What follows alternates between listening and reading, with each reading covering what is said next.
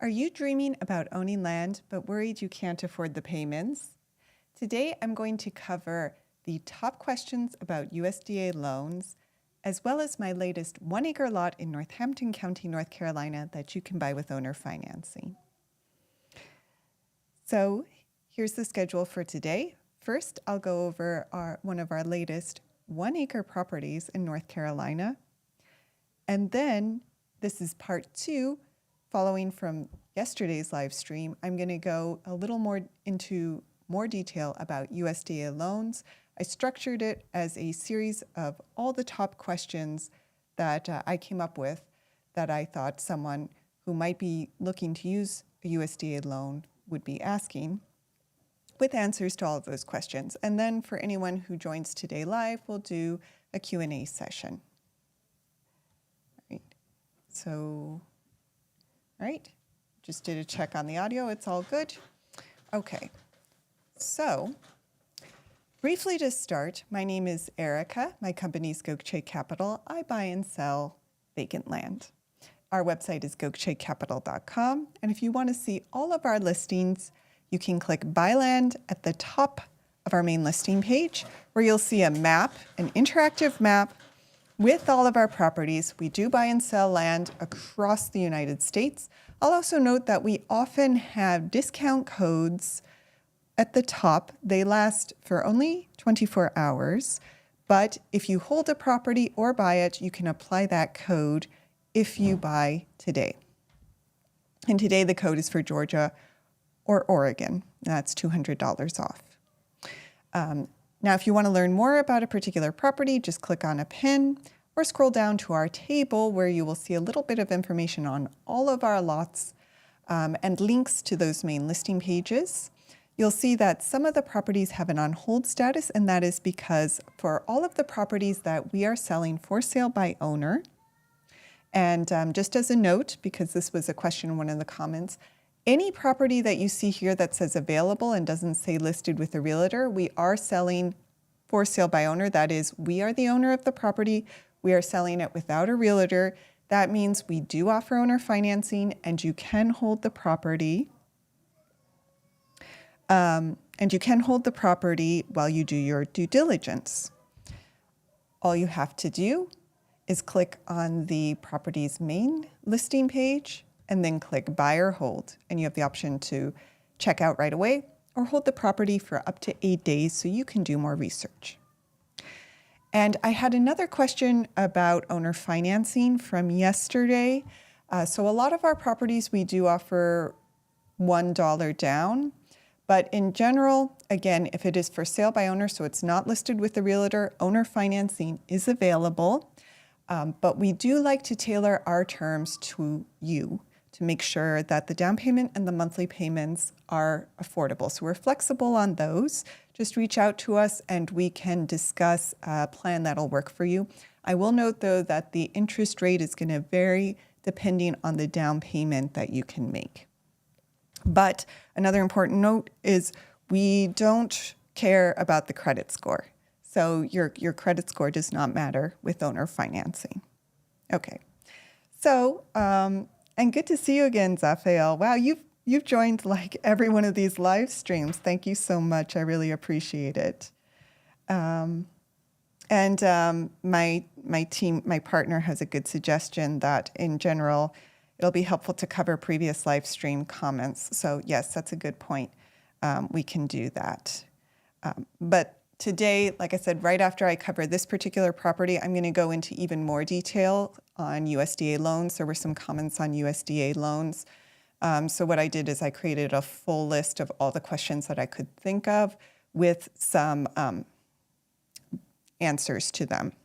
And if there are even more questions that come up during this, we can do a part 3 on USDA loans. Okay, so this is 1 acre in Northampton County, North Carolina.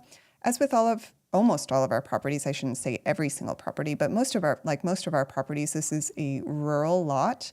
It's in eastern North Carolina, so pretty close to the Virginia border, and not too far from the Roanoke River and the Albemarle Sound. And this is, again, a rural property. You can see that there are some public lands, a hunting lodge nearby, and what look like a lot of small farms around here, but it's still fairly wooded. And this is a full acre, so it's fairly large. An acre is a good, decent-sized property. There are some homes. I think these look like agricultural homes in the area. The lot itself is wooded. This is a fairly flat area. The road is an improved road.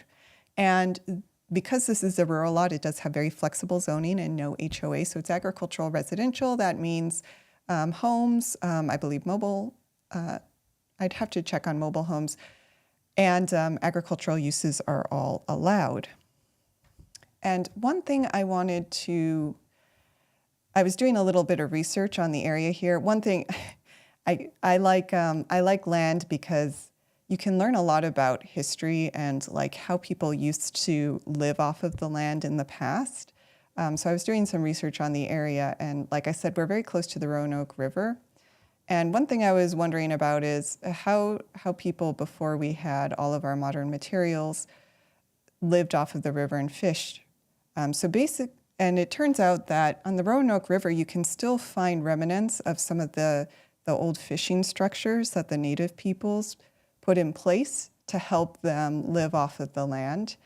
So you can see an example here. They basically dammed the river and created these V-shaped narrow ponds where they would corral all the fish in there, and then they could just sit their boat here, and leisurely catch the fish, who are all caught in this little V-shaped pond that they were corralled into. So I thought that was an interesting fact I wanted to share. All right. Now on to our continuing segment about USDA loans. Now, yesterday I did quickly mention the wonderful thing about USDA loans is that these are no down payment loans.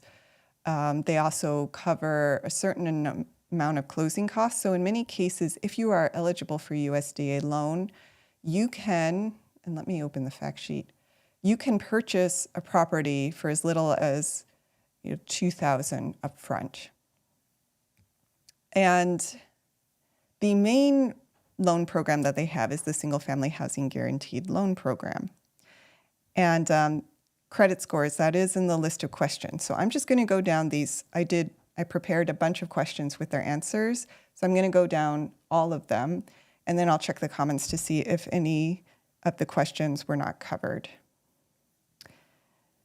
And surprisingly, the DNR doesn't rip those up. Yeah, it's always nice, and before I get into it, just looking at Zephael's comment, it's always nice to see historic structures that still exist because they so often get torn up or destroyed. But I don't know, for those of us that like history, it's just interesting to see them so you can kind of visualize how people used to live before we had all of the materials and inventions we have today. Okay, so biggest question with USDA loans. Can I use a USDA loan? And actually, I should quickly say USDA, it's the U.S. Department of Agriculture. So these are loans primarily for rural land. Now, because it's the Department of Agriculture, the first question might be, can I use a USDA loan to buy land only, or does it have to include a home? And that you would think, because it's agriculture, you could use it just to buy land. Actually, no, that isn't the case. USDA loans can't be used for bare land alone.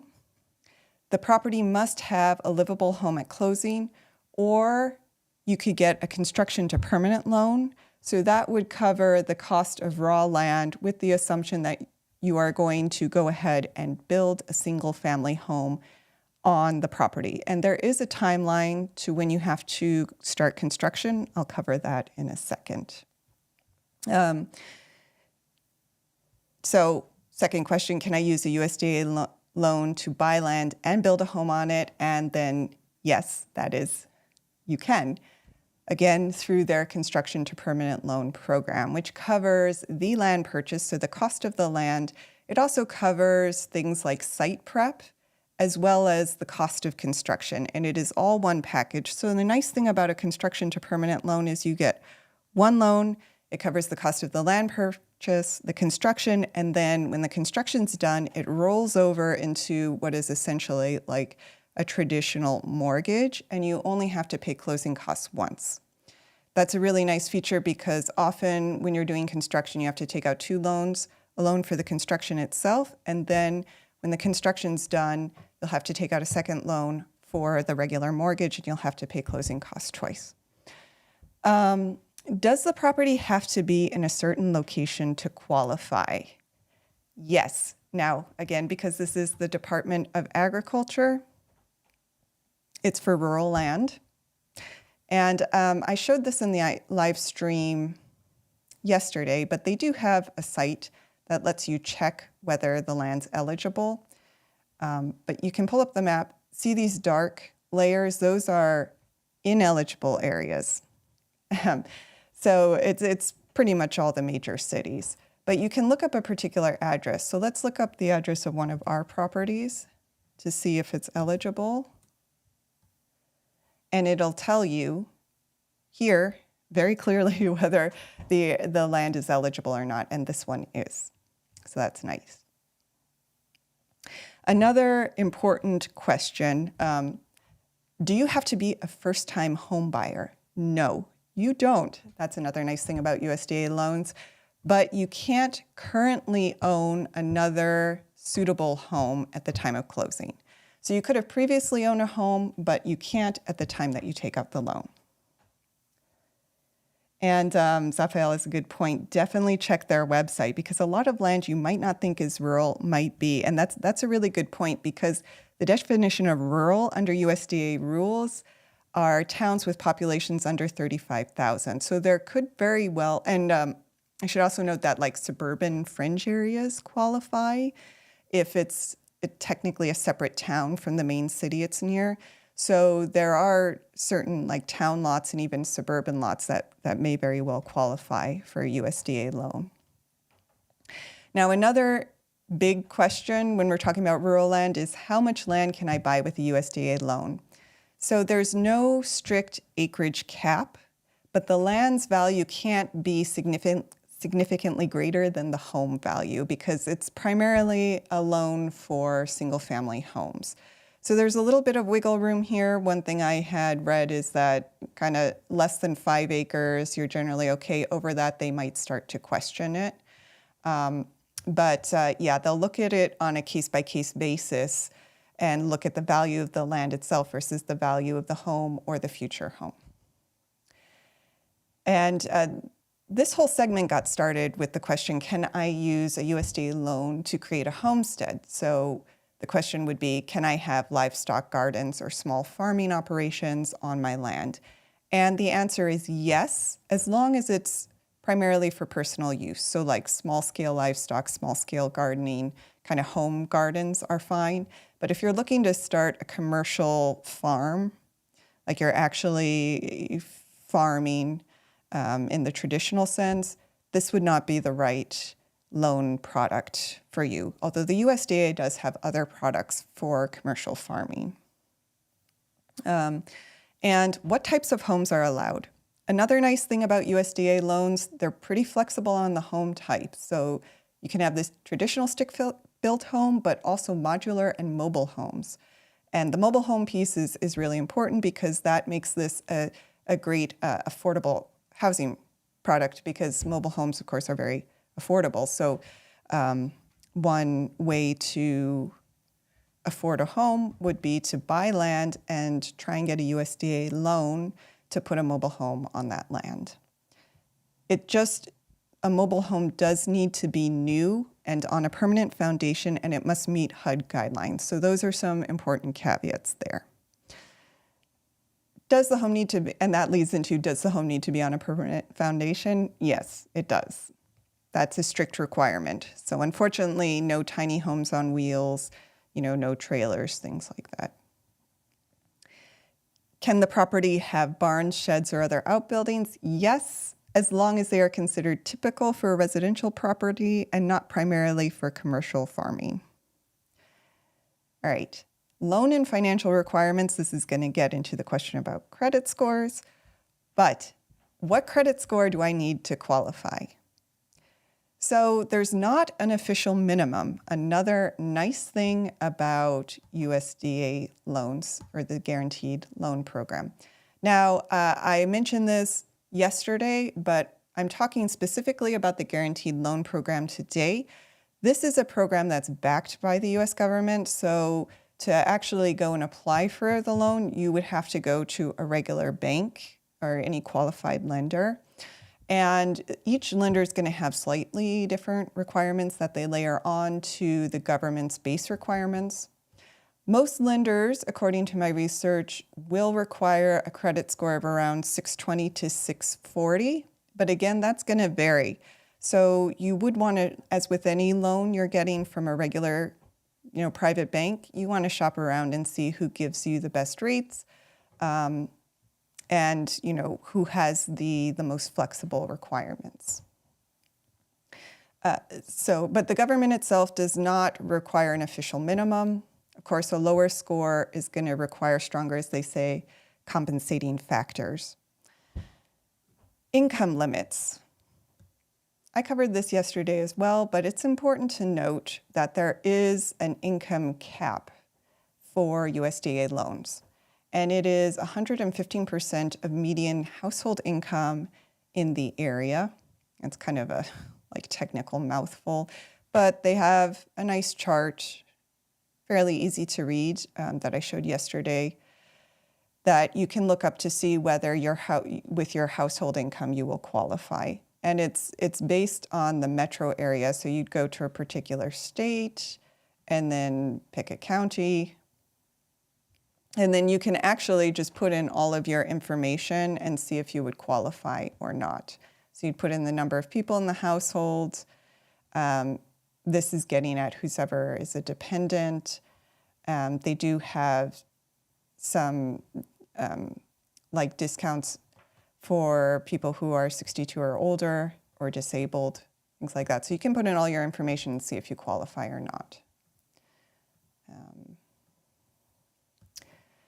And what do I need a down payment? As I already mentioned, no, you do not. It's 100% financing. That's the really nice thing about this program. Closing costs. Do you have to pay closing costs? So yes, there are going to be some closing costs. It is not completely free, shall we say, upfront. You are going to have to cover maybe a couple $1,000s. Closing costs are typical assumptions, so 2 to 5% of the loan amount. Again, this is going to vary from lender to lender, but expect to see lender fees, appraisal fees, title insurance, and escrow fees. But it's important to note that depending on the state, the seller will pay some closing costs. In some states, it's a very high portion, in others, it's less. But that will reduce your upfront burden as well. Now, I did put together a little section on construction to permanent loans because I know a lot of people who are, if you're shopping for raw land, you're probably looking to build. And construction to permanent does have a few additional steps and things you need to consider. So again, you can do a construction to permanent loan with a USDA loan. And as I mentioned before, it does cover the land purchase and site prep. And by site prep, we mean things like well and septic if you need it, driveway, clearing the land, grading it so you get a nice flat building site, things like that. One important question, can I act as my own builder or do I need an approved contractor? Because I know a lot of people who are looking at rural land are kind of do-it-yourself people interested in taking matters into your own hands and building your own home. Unfortunately, you cannot act as your own builder unless you are already a USDA-approved builder. But no, there is a list of USDA-approved builders. They need to meet the experience, licensing, and insurance requirements that the USDA has. So keep that in mind. A lender will most likely want to see that you have already lined up or identified a builder before they give you the loan, and they're going to want to know who that lender is. Not who that builder is, sorry. Another important question that was asked yesterday. If you are buying raw land and you're going to build on it, how long do you have to complete the construction after you close on the loan? So it again varies from lender to lender, but you typically have 12 months from closing to complete construction. Lenders will often give you some flexibility. They have extension options if there are valid delays during the process, because as well, many of us know, construction generally goes longer than planned. But yes, this is not something where you can buy land and kind of sit on it for a few years while you put everything together. You need to be ready to build when you close on the loan, essentially. So expect to start construction pretty soon after closing, because you got to meet that 12-month deadline. And what happens to the loan during the build? So do you start making payments right away? How does that work? This again is going to vary from lender to lender. Some lenders, the nice thing is some lenders will only require interest-only payments during the construction term, and then they'll allow full payments to start after the home is finished. So that's another reason why it would be helpful to shop around and see which lender offers the best product for you and the most affordable product for you. Process and timeline. So how long does the USDA approval process take compared to a conventional loan? So this is a government-backed product. If anyone's familiar with FDA loans, you'll know that government-backed products take a little bit longer. So expect 30 to 60 days, sometimes longer in busy seasons, before you're able to close on the loan, because not only is the lender going to have to review it and sign off, but USDA must review and sign off after the lender's approval. So that's an important thing to keep in mind. You're going to have to find a seller who's willing to work with that timeline. Another option, of course, would be you could work with your lender and see if you could purchase the land, and then once you have it, take out a loan. But yeah, keep in mind the timeline. What inspections are required? It's like any mortgage you're taking out. There are going to be certain inspections that the lender requires, a standard home appraisal. If there is already a home on the property, home inspection. If there's an existing well or septic, those are going to have to be checked. But generally, existing homes have to meet certain property standards. The USDA has a standard checklist as well. They want it to be decent, safe, and sanitary, right? So they're going to have to check for that. Another big question that always comes in anytime you're dealing with loans is what happens if the appraisal comes in lower than your offer? In those cases, you can try to renegotiate the price with the seller. You can pay the difference in cash, or you can walk away, because the USDA will not finance above the appraised value. That's an important note. So let me see. I have a few comments I want to take a second to address. So Zaphael, thank you so much for your engagement. I love it. Another great point here. If you want to buy land for agriculture, you might want to look at a lender under the Farm Credit Bank system. And that's really important information. Maybe I can do another segment on those. But yeah, the USDA does offer products for agricultural land as well, and that's important to know. Another suggestion for doing a segment on alternative septic systems. So maybe I can do that next. We can have a little brainstorming session about what topic would be most helpful to everyone. Okay, and then documents. Oh, there was a question about this yesterday. What documents will I need for the application? So yes, it's a loan. That means you will need your paperwork in order, and because the government's involved, you definitely need your paperwork in order. Recent pay stubs, so W-2s and tax returns for about 2 years. Have those on hand. Bank statements, and of course ID, proof of assets. You have to, because it's a income qualifying program, you have to prove your income. So that's W-2s and tax returns, but they're also going to look at your total assets. So you're going to need proof of all assets you own as well. And income also includes benefits that you're getting, like Social Security, disability payments, things like that. You're going to need to show proof of all of those. So general rule of thumb, any income that you have coming in on a regular basis and any major asset you have, you should have proof of all of that, as well as bank statements. Can the people outside the U.S. apply for a USDA loan? Actually, that's a good question, and one that I am not sure that I thought about, but I can quickly look that up and add it to the comments.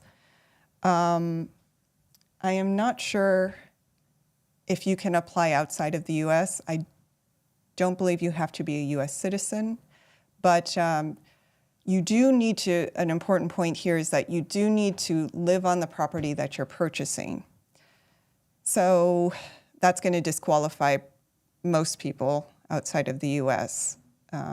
Because you have to move in right away automatically. But I can research that and add it to the comments. Do I apply directly through USDA or through a bank? Kind of covered this already, but I'm specifically talking about the guaranteed loan program here. This is through an approved lender, so a private bank. There are many participating lenders, most of the banks you're familiar with, like Chase and Bank of America, but also your local credit union may very well offer the USDA guaranteed loan program. So check all your local banks, local to the property as well that you're purchasing. The USDA, as I mentioned yesterday, does have a direct loan program as well, which is a program that's a loan that is actually provided by the U.S. government, by USDA. To apply for that, you would go to your local USDA office, not to a private bank.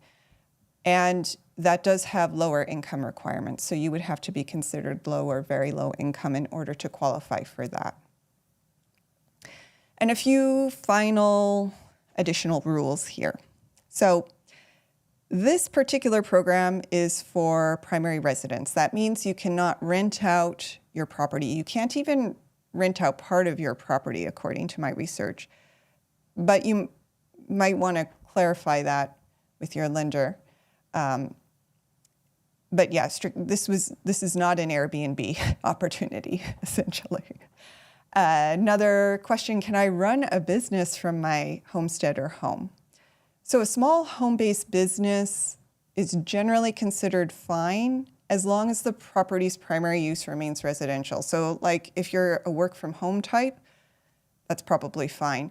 But if you are, again, like running a commercial farm, or you start like a dog care business and that's what you're using the bulk of the house for, then you might run into problems.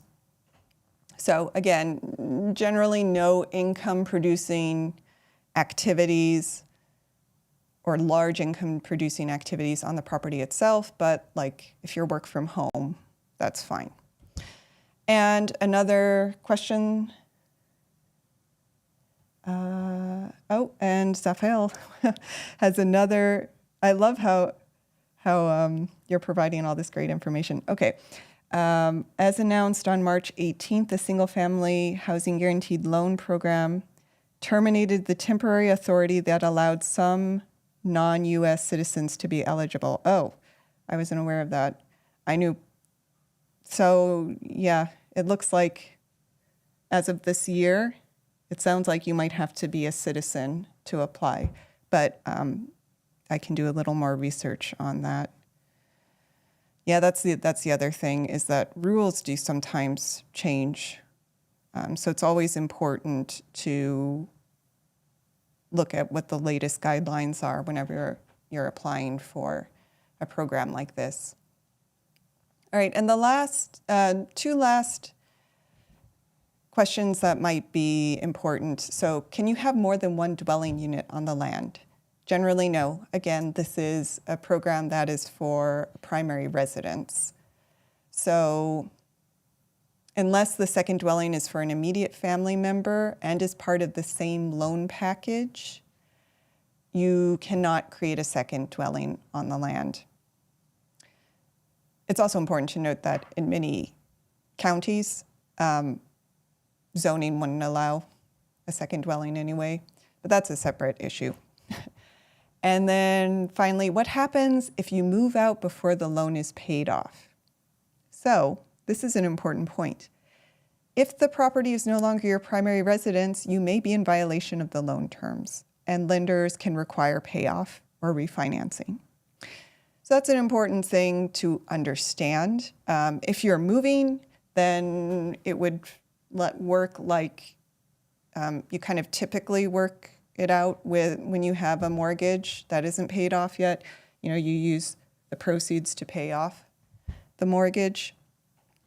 But yeah, you can't use this program and then decide that you're going to keep this property in this home and keep trying to pay on your loan but live somewhere else. And that's really important thing to keep in mind. All right, so that was my list of questions that I put together. If there was anything, I know there's the question about non-U.S. citizens and people who are not living in the U.S. that I can look into and add to the comments. But if there are any other questions, I'm happy to do another segment on this. If not, there was a suggestion to cover alternative septic system types in my next live stream, which I think I will do unless there are other requests for topics. So, and Zaphael, again, thank you so much for joining. I really appreciate it. Before I go, for anyone who hasn't seen this, I do want to just highlight our free gift for anyone who's watching this live stream or joining. We do have a free guide on 17 simple ways to generate income from land without constructing a home. And the link is in the description, and it should also be a pinned comment shortly. So thank you everyone for watching. Zaphael, thank you for joining. I hope to see you all tomorrow at 2 p.m. Eastern.